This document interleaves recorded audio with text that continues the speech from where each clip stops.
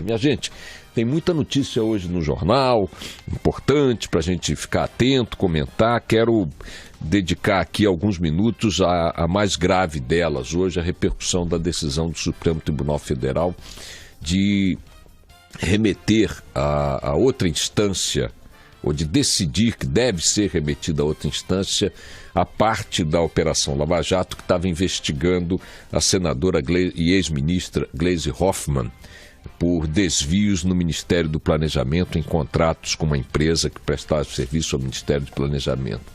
O argumento levado em conta pelo Supremo Tribunal Federal, acolhendo a apelação de advogados da ex-ministra, é de que o caso dela não tem relação com a Petrobras. Não foi um ato de corrupção possível, investigado, que tenha relação com o escândalo que deu origem à Operação Lava Jato. O que isso aí quer dizer, traduzindo em linguagem leiga?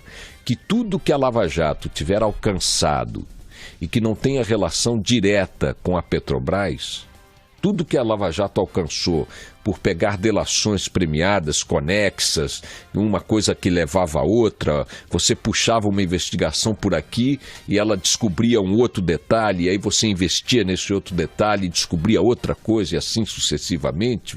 Vejam que, por exemplo, além da Petrobras, a Eletronuclear está no foco da Operação Lava Jato. Por quê? Porque descobriu-se, na apuração dos crimes relacionados à Petrobras, que havia um esquema que também operava na Eletronuclear com os mesmos parâmetros, as mesmas motivações, as mesmas pessoas, era a mesma corrupção. E o Supremo entendeu que não, que se não tem relação direta de origem com a Petrobras, não deve ficar na Lava Jato, consequentemente não fica com a força-tarefa comandada pelo juiz Sérgio Moro, integrada pela Polícia Federal do Paraná e pelo Ministério Público do Paraná. Hoje, no jornal Estado de São Paulo, uma chamada na primeira página diz o seguinte: advogados pedirão novos fatiamentos da Lava Jato. Há uma festa entre os advogados dos réus ou dos suspeitos da Lava Jato com essa decisão do Supremo. O Estadão chega a dizer que haverá uma enxurrada de pedidos semelhantes. Mônica Bergamo também, em sua coluna hoje na Folha de São Paulo, afirma o seguinte, que a divisão da Lava Jato, o fatiamento da Lava Jato, tende a dificultar os acordos de delação premiada e que acordos que estavam na iminência de serem concluídos, agora caíram para estaca zero. Ela não afirma com essas palavras, mas é isso que sua informação permite concluir. O juiz Sérgio Moro ontem fez uma palestra e não quis se pronunciar especificamente sobre a decisão do Supremo. Alegou que os juízes têm limitações formais para manifestações desse tipo. Mas ele, que é um homem muito inteligente, que está conduzindo com rara habilidade o processo da Lava Jato, já tinha dado sua opinião a respeito dessa hipótese na sentença que condenou João Vacari Neto nos últimos dias aí, acho que foi no início desta semana. Ele escreveu nessa sentença que a dispersão da investigação não serve à causa da justiça, que também pulveriza o conjunto probatório e dificulta o julgamento. Vejam que é um revés sofrido pela Lava Jato por decisão do Supremo Tribunal Federal no seu plenário.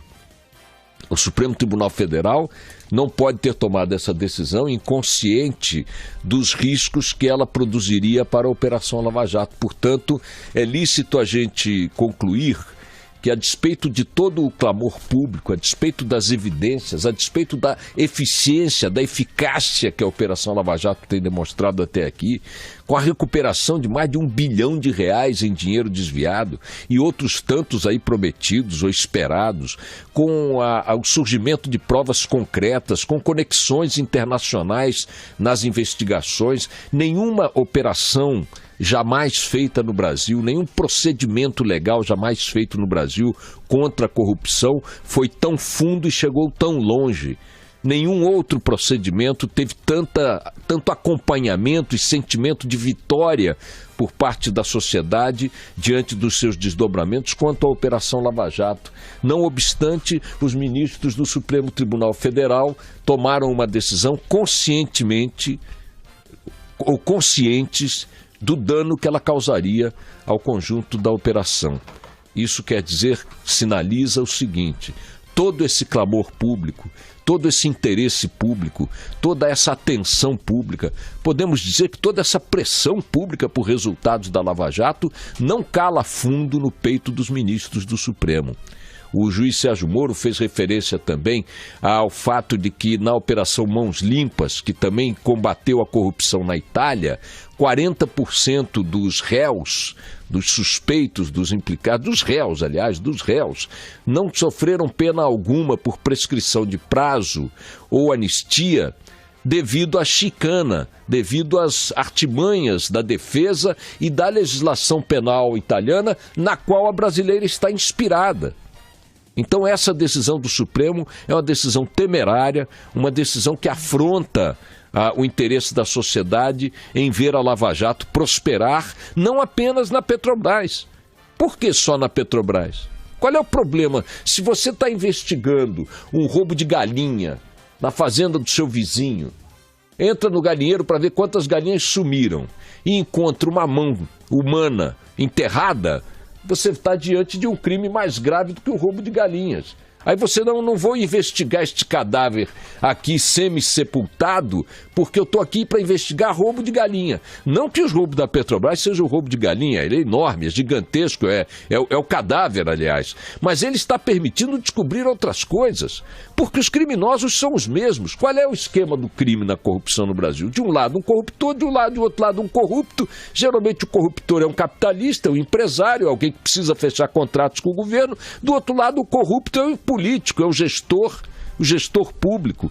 Então, dizer para a Lava Jato que ela não tem horizonte caso descubra outros cadáveres é uma ducha de água fria que não mela a investigação sobre a Petrobras, que é o seu foco, tudo bem, mas mela muito daquilo que a sociedade vinha colhendo de maneira positiva nos desdobramentos da operação. Temerária, impopular, absurda a decisão do Supremo Tribunal Federal e um sinal perigoso, minha gente. É um sinal perigoso de que a impunidade pode acabar se impondo a todo esse esforço que nós estamos acompanhando com tanto interesse.